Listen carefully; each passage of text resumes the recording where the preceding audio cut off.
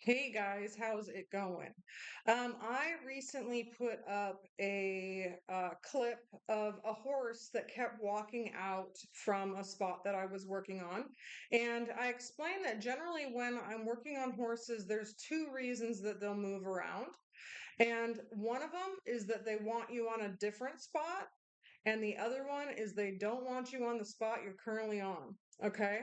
So I'm going to do a little sidebar real quick and talk about how I like to massage horses first, because if you have certain situations, you're not going to know either one of those things. Okay. So, how I like to massage a horse? Well, ideally, it would be on a tropical island somewhere at Liberty on the beach. All right. So, that would be ideal. Seeing that doesn't happen very often, my second most ideal way to massage is going to be at Liberty in a pen or corral or something that they can move around. Now, again, that's also not super common that I can do that just because I'm at some, you know, busier barns and stuff like that. So, generally, the way that I massage and prefer to massage horses is halter and lead rope in a large corral, pen, or pasture. Okay.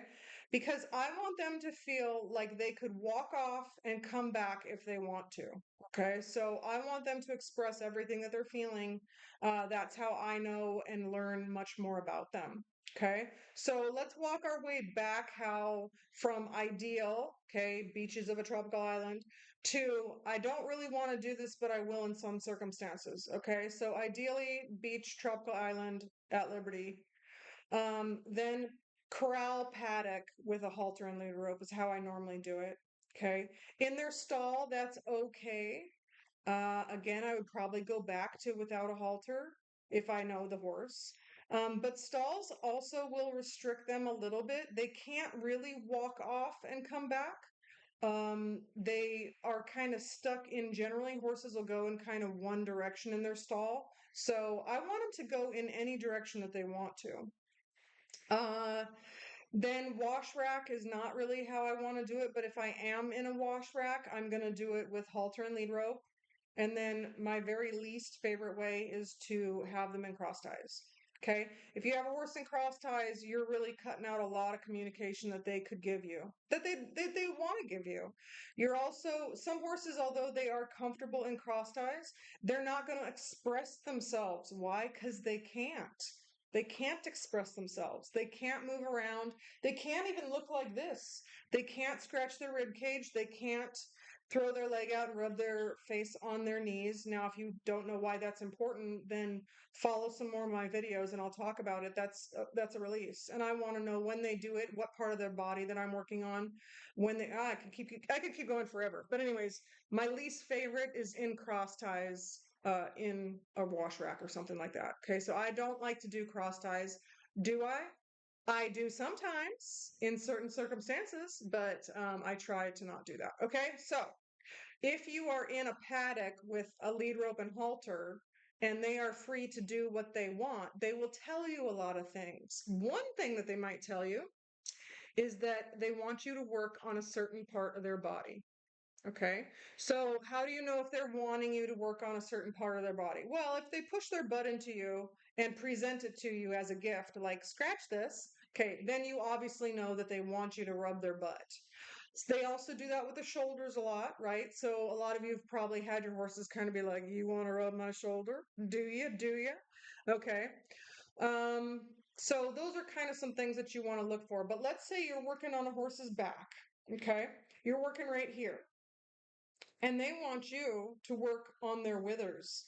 Okay. What they're going to do is they're just slowly going to creep you up onto the wither. And then when you get to the spot they want you to work on, they're going to stop and then they're going to look at you. Okay. It's really fun. And it's funny because they do it real sly. So they do it real slow. And it's almost like they're searching for you to find the spot. And then when you're on it, they go, oh, yeah, right there. Then they won't move. And they kind of look at you like, rub that spot. All right. And then when you start rubbing it, generally you'll get a nice reaction from them, or they'll kind of go like, yeah, that's the spot. Okay. So when they want you on a spot, they're going to slowly move you onto it. Okay. Now, let's say you're on a spot, they don't want you on it.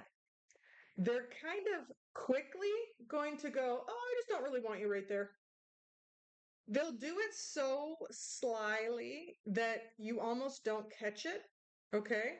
So that horse in the video, and I'll try to remember to put um the video that I'm referring to in the notes somewhere if I put this up, but um he just would walk forward, and you could tell that he wasn't walking forward to another spot because he did it a little too fast, and he would have gone any direction to get me off that spot, and he had done it a couple times. So you can always go back and double check, like, don't, bet your house on it if they just do it one time. But if you go to a spot and they go, oh no, I don't want you there, and you go, oh, that's funny, and you kind of go back to that spot, you start rubbing it again, and they go, oh, I don't really want you there. Okay, it's real mild. It's hard to catch sometimes, but the more you start paying attention to it, and let your horse move when you're massaging them. Okay, we have a tendency to micromanage our horses. We don't even know we're doing it, but they go to take a step and we go, no, don't do that. Okay. Or they go to look that way and they go, no, don't do that.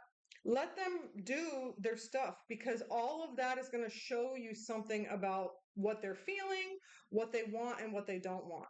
Okay. So I hope that helps. What I'd like you to do now, I'm going to give homework, is I want you to go out to your horse or somebody else's horse, man. Give somebody else's horse a gift today and go massage them. But go out to your horse, start rubbing your horse in different areas of the body and see if any of these things happen.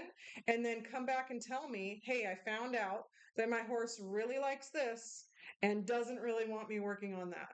All right, there's your homework if you choose to accept it. Let me know how it goes. Talk to you guys later.